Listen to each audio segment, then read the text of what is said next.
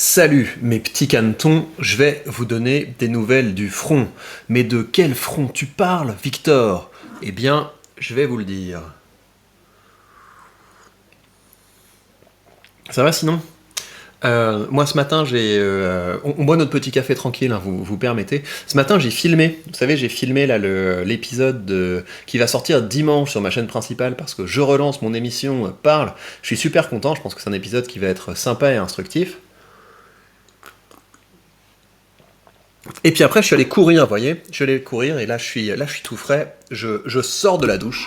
Et donc, on va parler du front. On va parler du front. De quel front? On va parler du grand combat qui se dresse depuis un petit moment entre d'un côté les journalistes et de l'autre côté les influenceurs. Et vous savez, moi, je vais aller au fond de ce conflit. Quelles sont les causes de ce conflit? Qui a été l'archiduc François Ferdinand dans cette affaire? J'espère qu'il s'appelle l'archiduc François Ferdinand. Vous savez, hein, ouh là là, je me souviens plus très bien. Il me semble que c'est parce qu'un archiduc a été assassiné qu'il y a eu le déclenchement de la Première Guerre mondiale. Vous me direz dans les commentaires, hein, vous me rafraîchir la mémoire comme ça.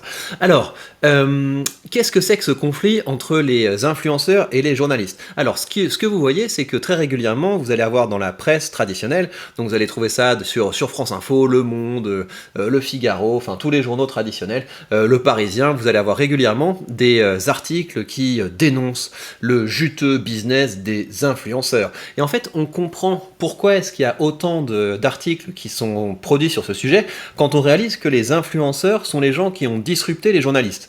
Avant, ce qui se passait, c'est que les gens achetaient des journaux. Donc les gens achetaient des journaux papier. Moi, ça m'arrive encore d'acheter des journaux papier. J'aime bien quand je vais à la plage. Je me prends, j'aime bien l'été lire un petit peu Libération, même si c'est pas très solide. J'aime bien lire Le Monde parce que souvent il y a quelques pages qui sont quand même intéressantes. Et sinon, j'achète des magazines. Il y a des magazines que je lis encore qui sont d'assez bonne tenue. J'aime bien lire je sais pas si on dit un magazine, hein, j'aime bien lire le Courrier International par exemple, je trouve ça assez sympa. J'aime bien lire Alternative économique, c'est assez sympa, évidemment, c'est un magazine un petit peu de gauchiste comme ça, mais au moins c'est intéressant, il y a des pages histoire qui sont intéressantes, il y a des pages sur les livres qui viennent de sortir qui sont intéressantes, et c'est quand même plus sérieux que leurs équivalents de droite parce que, voilà, je vous embrasse si vous travaillez chez Le Revenu ou si vous travaillez chez ce genre de truc, mais c'est souvent quand même un petit peu light, hein. Autant j'aime bien moi lire la presse ou Capital, des choses comme ça, mais souvent c'est quand même un petit peu léger, parce que quand on commence à mettre un petit peu le nez dans ce que c'est, dans comment est-ce qu'on investit vraiment en bourse, vous sentez que la finalité de ces magazines c'est quand même de vous vendre des assurances vie, et quand on comprend un petit peu le truc, on se rend compte que l'assurance vie ça fait partie des trucs les plus pourris qu'on peut proposer, mais vu qu'il y a des frais, c'est quand même intéressant de les vendre. Bref, vous voyez, on a ouvert encore une parenthèse, retenez-moi, sinon je fais des grosses digressions. Alors, les influenceurs, nouvelle poule aux œufs d'or des marques. Donc ce que je vous disais, c'est que les influenceurs ont pris le pas sur les journalistes. Avant, les journalistes vivaient en vendant des journaux. Aujourd'hui, ils essaient de vivre en ayant des sites en ligne avec des pubs qui défilent. Et bah voilà, ça marche pas très bien. Ça marche pas très bien parce que les influenceurs ont souvent plus de moyens de monétiser leur contenu parce qu'ils ont des rapports directs avec les marques. Et donc vous avez les journalistes qui se rendent compte que leur métier est un petit peu en train de battre de l'aile, et ils voient ces gens comme ça sur TikTok, sur YouTube, sur Instagram, qui gagnent en une semaine ce qu'ils gagnent péniblement en un an. Et donc ils essaient de faire ce qu'on fait dans ces conditions, ils essaient de faire un petit peu de populisme, à savoir agiter le public en disant « Regardez, c'est un scandale, ces gens se font de l'argent, ces gens sont malhonnêtes, bouh, bouh, bouh ». Et donc vous savez que sur cette chaîne, moi je suis le contraire du populisme. Si vous voulez, le populisme, qu'est-ce que c'est? Le populisme, c'est dire aux gens, vous êtes un peu en galère, vous êtes un petit peu dans une phase de lose, c'est pas de votre faute, c'est de la faute des méchants, c'est la faute du système. Moi j'ai rien à vous proposer, je vous avoue, je suis aussi nul que vous, j'ai rien à vous proposer. Par contre, on peut dire qu'on en a gros, voilà, on en a gros ma bonne dame. Alors que le contraire du populisme, c'est dire quoi? C'est dire, ok, peut-être qu'aujourd'hui t'es pas content de ta vie, qu'est-ce que tu peux faire? Voilà, il y a des choses que tu peux faire pour te remettre en question, il y a des choses que tu peux faire pour progresser. Et chacun, enfin moi si vous voulez, c'est ce que je fais dans mes contenus. Quand je fais dans mes contenus, je suis pas en train de vous dire, par exemple, sur mes contenus de rhétorique, je suis pas en train de vous dire regardez, c'est un scandale que machin fasse des discours qui sont vus par des centaines de personnes, c'est un scandale que, enfin par des milliers de personnes, c'est un scandale que ce politicien ait gagné, vraiment, c'est un cauchemar, etc. Je dis, bah voilà, je pense que les outils rhétoriques qui font qu'il a gagné, c'est de cette manière, et si vous travaillez ça, ça et ça, vous pouvez progresser. Vous allez pas être aussi bon que lui, mais vous pouvez augmenter votre marge de manœuvre, vous pouvez progresser, et qui sait ce qui va se passer si vous commencez à travailler sérieusement. C'est ça le contraire du populisme. Le contraire du populisme, c'est la responsabilité individuelle, vous voyez. Donc, ce que je vous disais, c'est que les journalistes ont le seum. Des journalistes, il y en a des biens, mais moi je pense que les bons journalistes, ce qu'ils devraient faire, c'est se casser des journaux et lancer leur propre affaire. Lancer leur propre chaîne YouTube, commencer à se faire sponsoriser directement par le public, ça fera le tri, et commencer à nouer des partenariats directement avec les marques. Mais à l'heure actuelle, les journalistes sentent que leur profession batte de l'aile, et ils ont le seum quand ils voient que les influenceurs gagnent autant d'argent que ça.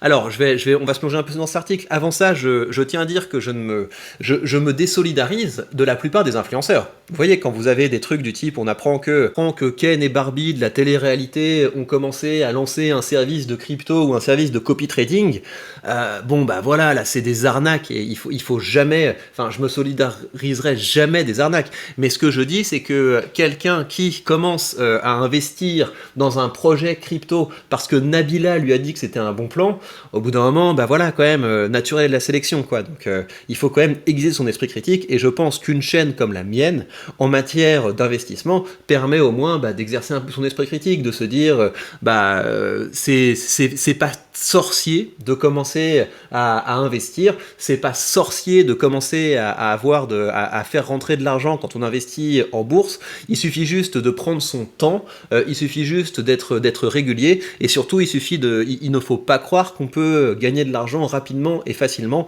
Tous les gens qui vous font croire c'est facile, c'est rapide, c'est sans risque, souvent c'est qu'ils essaient de vous mettre une carotte. Alors ceci étant posé, vous avez donc les deux lignes de front, d'un côté les journalistes qui ont le seum, de l'autre côté les influenceurs qui ont le vent en poupe, même si c'est relatif, parce qu'il y a plein de gens qui voudraient être influenceurs et qui se foirent lamentablement. Alors, on va se lancer là-dedans. Sur les réseaux sociaux, ils exposent leur look à Miami ou à Dubaï, une vie de star qu'ils financent en jouant les hommes et les femmes sandwich. Faire apparaître des produits de marque quelques secondes dans leurs vidéos peut rapporter jusqu'à 10 000 €. On sent la barrière mentale du mec. Waouh, 10 000 €. On sent le mec dans Austin Power, là. Je voudrais 1 million de dollars. Voilà, le mec, il a mis 10 000 €, il s'est dit, waouh, ça va impressionner, ça va impressionner les gens. Voici un extrait de complément d'enquête sur un univers qui génère des millions et dont profitent les influenceurs, mais aussi des producteurs télé et leurs agents. Que si les marques se bousculent pour décrocher une collaboration avec les stars des réseaux sociaux, c'est que ce que l'on appelle le placement de produits dans leurs vidéos serait 2 fois plus rentable pour elles que les spots de pub traditionnels. Au lieu qu'on dise « achetez-moi ce stylo », décrypte Mathieu Jabot, expert en stratégie des médias, j'ai quelqu'un qui va discuter avec moi de ses coups de mou, de ses moments de joie, et à un moment, il va avoir ce stylo dans la main et je vais vouloir avoir le même, parce qu'on est vraiment sur de l'émotionnel. Alors, ouais, on pourrait expliquer les choses comme ça, mais moi, ce qui m'embête avec ce genre d'article, et c'est pour ça que c'est des articles qui ne servent pas à grand chose, c'est que qu'est-ce qui est intéressant quand on écrit un article sur un sujet? Notre objectif quand on écrit un article sur un sujet, ce serait que les gens qui le lisent en ressortent grandis, c'est-à-dire plus compétents pour faire quelque chose. Et donc écrire un article sur les influenceurs, pour moi l'angle ça devrait être, regardez, il y a une nouvelle manière, et c'est pas nouveau, il y a une manière dont des gens gagnent beaucoup d'argent. Comment est-ce que vous pourriez en faire de même, et surtout comment est-ce que vous pourriez le faire bien? Quelles sont les bonnes pratiques? Quelles sont les mauvaises pratiques? Alors que là, on a juste un article qui est complètement à charge, qui sélectionne certaines formes dans l'influence, les trucs qui sont les plus tape à l'œil, etc. Et le public qui lit ça, qu'est-ce qu'il va faire? Il va juste se dire « ouais, c'est de l'arnaque, ma bonne dame, c'est n'importe quoi, c'était mieux avant, etc. » Et donc les gens qui lisent ça n'en ressortent pas plus éduqués, n'en ressortent pas plus compétents. Donc c'est ça le problème. Et moi, ce qui me gêne également, c'est que les journalistes, en fait, pourquoi est-ce qu'ils écrivent ce genre d'article? Pourquoi est-ce que les journalistes pondent ce genre d'article? Ils écrivent ce genre d'article parce qu'ils espèrent faire du clic. Donc ça veut dire que les journalistes sont au niveau du YouTube des années 2010. Ils sont vraiment revenus à cette idée, il faut faire du clic par tous les moyens. Allez, on va faire des trucs, du buzz et de l'argent, du buzz, une mécanique bien huilée, on va faire des titres comme ça, c'est déjà fini ça. En fait, s'ils voulaient vraiment être utiles et s'ils voulaient vraiment que leur profession se redresse, bah, ils devraient faire des choses où ils sont plus dans le do it yourself, ils devraient faire des choses où on apprend, où on progresse, où on grandit. Ils vont pas gagner d'argent avec ça. Pourquoi est-ce que les influenceurs gagnent de l'argent? Je vous parle des bons influenceurs. Moi, je me considère comme un influenceur sur certains points. On va gagner de l'argent. Pourquoi? Parce que la pub qui est présentée, elle tombe pas comme un cheveu sur la soupe. Quand vous lisez le Figaro, quand vous lisez Le Monde, etc., je sais pas moi, vous allez être en train de lire un article sur la guerre en Ukraine, et sur le côté, vous allez trouver une pub du type, je sais pas moi, vous perdez vos cheveux, enfin, j'en sais rien, moi, des trucs qui sont absolument pas connectés, le nouvel aspirateur de machin truc, etc. Donc, ça a absolument rien à voir, c'est de la pub qui est intrusive. Un bon influenceur, qu'est-ce qu'il fait? Un bon influenceur, il commence par avoir une passion, il commence par avoir un domaine d'expertise, c'est ça qu'il a envie de partager avec son public. Il a envie de pouvoir toute sa vie, tout au long de sa vie, partager ce qu'il aime, faire grandir les gens qui le suivent, et comment est-ce qu'il va faire ça? Il va pouvoir le financer. Moi, vous savez que j'ai un lien affilié sous mes vidéos, j'ai un lien affilié vers un courtier, et pourquoi est-ce que j'ai un lien affilié vers ce courtier? Parce que pour investir en bourse, j'ai besoin d'un courtier. Il se trouve que j'en ai testé plusieurs, ce courtier, je l'aime bien, je dis pas que c'est le seul courtier pour investir en bourse, il y en a d'autres qui fonctionnent, mais moi c'est celui-là que j'utilise, et c'est parce que c'est celui-là que j'utilise que je le recommande. Et donc ça me permet de gagner de l'argent, et ça permet aux gens qui me suivent de commencer à investir. Parce que moi, ce qui m'a permis de commencer à investir, c'est que j'ai vu des gens utiliser un courtier. Je me suis dit, tiens, bah voilà, je commence à comprendre un peu comment fonctionne l'outil. Ça m'a permis de casser les barrières à l'entrée. J'ai commencé à investir avec un premier courtier qui s'appelait De Giro, parce qu'il y avait quelqu'un que j'appréciais qui l'utilisait, un influenceur que j'appréciais qui l'utilisait, puis je l'ai utilisé pendant 1 an, 2 ans, je l'utilise encore, puis après j'en ai trouvé un qui me convenait mieux, qui était un peu mieux, et c'est celui que j'utilise, celui que je recommande, voilà, c'est tout. Et ça me permet ça, de pouvoir parler de ma passion, ça me permet de partager ma passion en emmenant des gens avec moi dans cette aventure, en emmenant des gens avec moi dans cette passion, ça nous permet de grandir ensemble, c'est génial, c'est absolument génial comme business model. Alors bien sûr, faut pas faire que ça, bien sûr, il y a d'autres métiers autour de la création, on peut également financer notre passion en vendant des produits, en vendant du consulting, etc. Mais c'est quand même autre chose que de vouloir faire un article un peu à guicheur comme ça, la poule aux odeurs, machin truc, en espérant qu'il va y avoir des pubs pour du pâté et du Coca-Cola sur les côtés. Enfin, c'est quand même autre chose. Bref, on continue. Alors, pour la star Nabila et ses 7,3 millions d'abonnés, c'est 10 000 euros pour une courte vidéo. Pour Mila Jasmine et ses 3,3 millions d'abonnés, je sais pas qui c'est 3 000 euros. Alors, ça par contre, c'est un autre truc parce que moi, ça me gênerait que la finalité de la création de contenu, ce soit de vendre un truc. C'est peut-être pour ça que je suis pas un influenceur, c'est que moi, ce que j'ai envie de faire, c'est d'abord de créer du contenu, et ensuite, s'il y a une marque qui veut m'accompagner et qui veut accompagner mon aventure, tant mieux, ça permet de gagner plus d'argent. Mais je vais pas créer sur mesure, je vais pas créer pour que ça rentre dans les cadres de ce qu'une marque demande. J'ai envie d'être complètement libre, et là, si vous voulez, les marques que je peux mettre en avant, en l'occurrence sur ces vidéos-là, c'est mon courtier. C'est pour m'accompagner dans ma liberté, c'est pas pour restreindre ma liberté. Ces vedettes de télé-réalité sont comme une centaine d'autres coachées par Magali Berda et son agence Shona Event. Selon un document que s'est procuré complément d'enquête, l'agence prendrait une commission de 20% sur ses opérations. C'est énorme. C'est énorme, 20% sur ces opérations. Ça veut dire que s'ils étaient peut-être un peu plus débrouilles, Nabila et Mila Jasmine, ils devraient signer en direct avec les marques. C'est parfois beaucoup plus selon certains influenceurs contactés. En 2020, Shona Event a déclaré 3 millions d'euros de bénéfices, pas énorme. Le placement de produits est une vraie poule aux œufs d'or. C'est là qu'on sent qu'ils sont complètement déconnectés, les journalistes du business. C'est que dire que quand tu fais 3 millions d'euros de bénéfices, t'es une poule aux œufs d'or, enfin quand même, redescendez un petit peu les gars, ou montez, élevez-vous. Alors, le buzz et l'argent du buzz, une mécanique bien huilée, un cercle sans fin.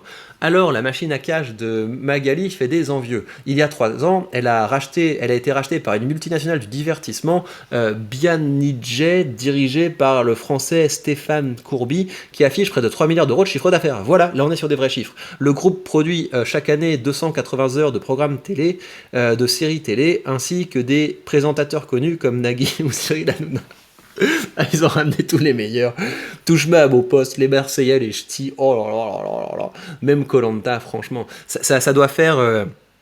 Excusez-moi, je bois un peu mon café.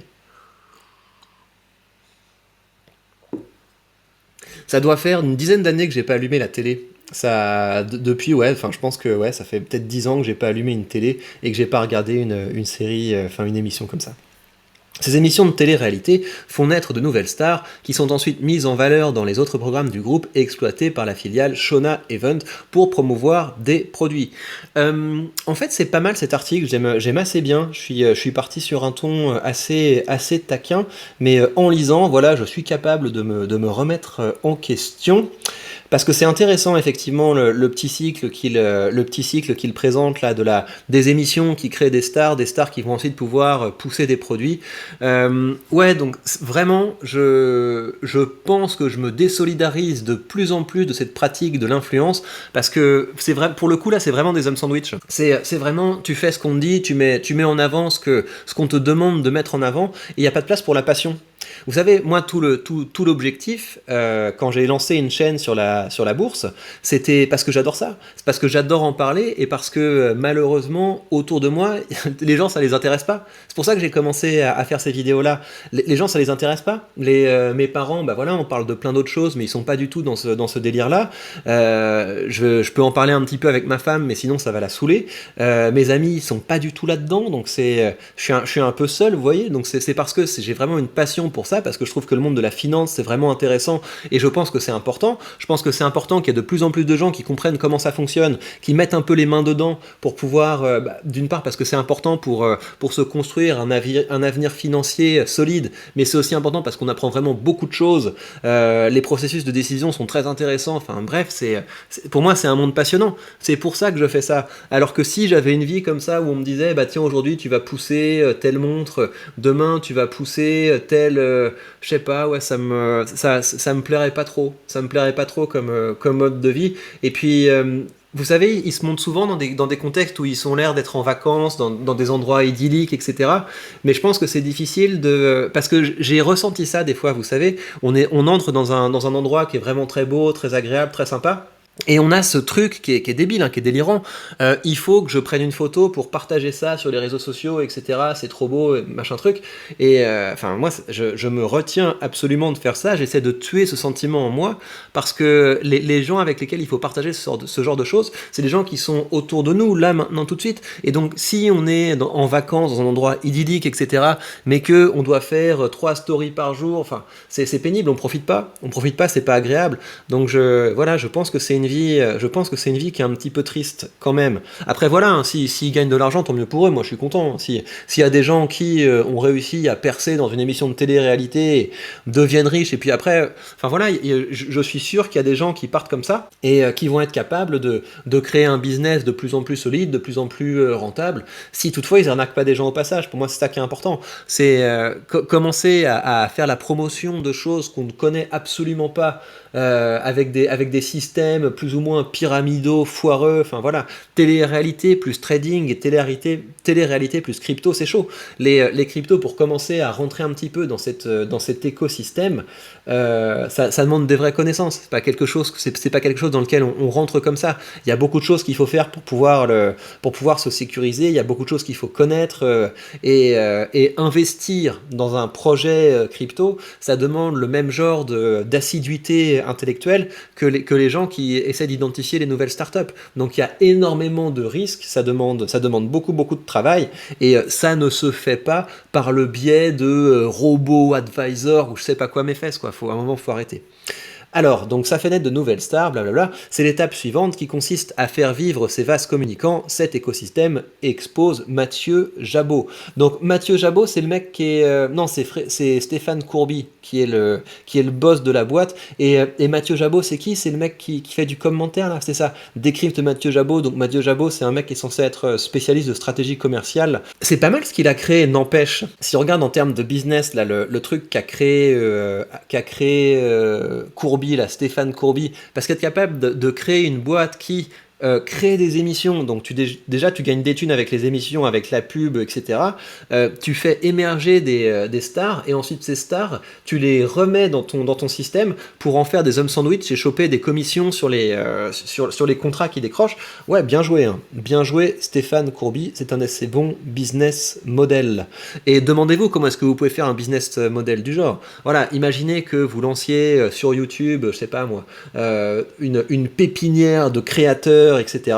Il y a moyen, il y a moyen de reproduire un système comme ça, et c'est pour ça qu'il y a tellement d'opportunités dans ce monde des réseaux sociaux et des nouveaux médias. C'est que avant les médias c'était quelque chose qui était fermé. Avant les médias c'était un monde qui était complètement bloqué, qui était complètement verrouillé, par lequel on entrait par le réseau, par la cooptation.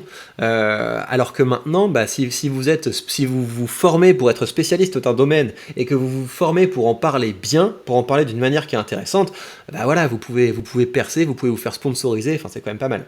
Alors ces émissions de télé-réalité, blablabla, blablabla, et c'est sans fin, on sait qu'on va avoir des séquences cultes, par exemple dans Touche pas à mon poste, des séquences qui vont faire le buzz, qui vont être vues, on va remonétiser, on va faire monter la communauté de l'influenceur qui va pouvoir vendre plus cher ensuite ses campagnes, ses opérations spéciales, le brand contact, tout ce que vous voulez. Donc, moi, le problème que je vois dans cet article, c'est que, en fait, le système est assez bien décrit, mais on reste à un tel niveau de généralité que la personne qui va lire ça va pas pouvoir progresser. Vous voyez, des séquences qui vont faire le buzz, comme si c'était facile de créer le buzz. Ça demande des compétences, ça demande de l'audace, ça demande de percer un petit peu les mécanismes de la psychologie humaine.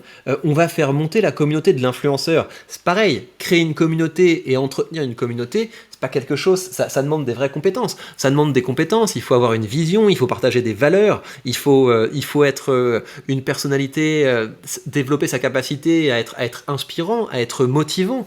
Ensuite, faire des opérations spéciales, bah là, ça suppose d'être capable de nouer des partenariats avec des marques, ça suppose de savoir négocier. Enfin, il y a plein de compétences derrière ces mots-là. Et donc, il y a plein de gens qui vont lire cet article en se disant, ouais, c'est arnaque, fric, blablabla, etc. Et peut-être que les gens qui lisent ce genre d'article avec un esprit renfrogné feraient bien de trouver des manières d'augmenter leurs revenus, parce qu'on va pas se mentir. À notre époque, c'est possible, en développant des connaissances et des compétences, de pouvoir grandir, de pouvoir se développer, de pouvoir partager une expertise dans des contenus qui vont être intéressants, de faire grandir une communauté. Bah, je pense qu'il y a beaucoup de gens qui seraient moins renfrognés s'ils commençaient à gagner de l'argent en parlant de ce qui les passionne. Voilà donc ce que j'avais à vous dire sur cette histoire d'influenceurs. Pour le reste, bah, sur les marchés, ça va, ça se passe pas trop mal. Total Energy que j'ai acheté mercredi et que j'ai acheté jeudi se comporte très bien. Vous avez vu que c'est un assez bon achat, et moi ça me motive en fait les entreprises qui ont un dividende aux alentours de, là on a un dividende aux alentours de 5,5%. Enfin c'est génial, parce que qu'est-ce qui peut se passer? Imaginez que le cours baisse franchement, ça permet de se renforcer avec un dividende encore plus important, et d'espérer qu'avec le tournant que va faire Total vers les nouvelles sources, nouvelles formes d'énergie, on va pouvoir bénéficier d'une belle croissance. Donc je suis assez content d'avoir mis cette position, et je vous dis, j'avais fait la répartition de mon portefeuille, vous savez, et on s'était rendu compte du fait que la poche énergie de mon portefeuille était beaucoup trop basse, donc je suis en train de corriger ça grâce à Total Energy. Peut-être que j'irai aussi vers des producteurs d'énergie. Il y a une boîte qui s'appelle Next Era Energy, regardez, peut-être qu'elle a bien baissé, c'est de la production d'énergie plus nucléaire, solaire, le vent, etc. Donc c'est quand même intéressant. Next Era Energy, vous irez voir ça. Mais bon, on va en profiter, on va regarder ensemble sur Zone Bourse. Alors, regardez, oulala, elle est très mal notée. Pourquoi? Parce que c'est survalorisé? Ouais, c'est pour ça. C'est parce qu'elle a un PER qui est, elle est survalorisée. Elle est très survalorisée par rapport au domaine. Quand vous regardez le PER de Total Energy, c'est pas le même délire. Total Energy, on n'est pas tout à fait dans le même secteur. Et vous avez un PER, je crois que aux alentours de 4,5. Donc là, vous êtes à 39,5, donc c'est quand même important. Pourtant, l'entreprise a l'air d'avoir des perspectives de croissance intéressantes, un chiffre d'affaires qui est censé être en croissance. Le BNA, ouais, elle commence à renouer avec... Ouh là là, la dette. Ouais, c'est pas une super idée. C'est peut-être pas la meilleure idée, hein. Toujours regarder les finances des entreprises, hein. Toujours. Et le free cash flow par action, Ouais, c'est pas si mal. Faut voir si le fait d'avoir des énormes dettes, c'est quelque chose qui est commun chez les producteurs d'énergie. Il y en avait un autre dans lequel j'investissais. Je vous avais fait une vidéo où je vous avais expliqué pourquoi j'avais vendu Consolidated Edison. Ouais, c'est pareil, hein, c'est assez mal noté. Et on va voir si ça a le même genre de profil. Donc ça, c'est un producteur d'énergie, mais plus traditionnel aux États-Unis. Ça, c'est pas trop mal. Chiffre d'affaires, bah, c'est quelque chose qui est assez stable. BNA, ça va, ouais, d'accord, c'est le même genre de profil. Donc ce sont des entreprises qui quand même s'endettent pas mal. Ouh là là, ouais, ça, les perspectives sont assez catastrophiques. D'accord, donc on va continuer avec Total pour le moment, en attendant mieux. Et donc l'autre chose que j'ai envie de renforcer, c'est la consommation de base. La consommation de base, donc c'est le secteur qui concerne tout ce qui est l'eau, la nourriture, les produits d'hygiène, les produits d'entretien, tout ce genre de choses, qui sont des produits que les gens ne coupent pas pendant les périodes de récession. Donc là-dedans, vous avez à la fois des boîtes, par exemple, comme Colgate, comme Procter Gamble, comme Nestlé, comme ce genre de... Ah oui, tiens, je pourrais regarder Nestlé. Comme Nestlé, comme Unilever, ce genre de choses. Et puis, vous avez également les magasins. Vous allez trouver des choses comme les magasins, si vous voulez, comme les supermarchés. Les supermarchés, c'est pas génial. Vous avez souvent des marges qui sont pas ouf, mais... Enfin voilà, regardez, on va comparer par exemple, parce que j'hésite en fait à... J'avais regardé quelquefois Walmart par exemple. Vous avez Walmart, vous avez des choses comme Target par exemple. Donc on va regarder Walmart. Regardez. Walmart. Alors, qu'est-ce que les finances disent chez Walmart? Ouais, c'est pas ouf. C'est quand même... Ouais, vous voyez, il y a très peu de marge sur, sur ce genre de business. Le dividende est bien couvert. Ouais, alors, est-ce que le free cash flow... Le free cash flow, c'est quand même stagnant, hein, c'est pas génial. Et si on regarde des boîtes comme, vous avez quoi dans le, vous avez des choses comme Casco. Ça, c'est une boîte qu'adore Joseph Carlson. Vous savez, je vous avais parlé de Joseph Carlson. Ça, c'est super bien noté. Joseph Carlson, qui est un YouTuber, qui a également une stratégie de dividende. C'est une de ses boîtes préférées. Et ça, pour le coup, ça doit quand même. Ouais, là, vous êtes sur une boîte. On est presque sur une. Ouais, vous avez vu les petites marges, c'est fou, hein. Mais en tout cas, vous avez un chiffre d'affaires qui est en croissance. Vous avez un bénéfice net qui est en forte croissance. Vous avez un dividende qui est de plus en plus couvert. Donc Costco, c'est quand même pas mal, hein. Ça, ce serait un truc à voir. On va comparer avec Carrefour pour se marrer. On les embrasse, hein, bien sûr. On embrasse tout le monde ici, hein. On est sympa. Ah, pas mal, hein, Carrefour, la notation. Alors, qu'est-ce que ça dit? Donc ça, c'est stagnant. Vous avez un PER qui est quand même... ouais. Le rendement, c'est pas trop mal. Ouais, vous voyez, c'est quand même... Oh là là là là. Chiffre d'affaires quand même avec de la croissance. Le dividende est soutenable. Et le free cash flow par action... Oh, c'est pas si mal, Carrefour, hein. Carrefour pas si... Ouais, ça c'est pas génial. Carrefour pas si mal à voir. En tout cas, je vais essayer de renforcer ma poche. Je vais essayer de renforcer ma poche dans la consommation de base. Et bien voilà, ce fut un épisode complet. Je vous rappelle évidemment que si vous voulez commencer à investir, vous avez sous cette vidéo le lien vers le courtier que j'utilise et en suivant ce lien, vous bénéficiez d'une action gratuite dès que vous créditez votre compte. Prenez bien soin de vous et on se retrouve très vite pour de prochaines news.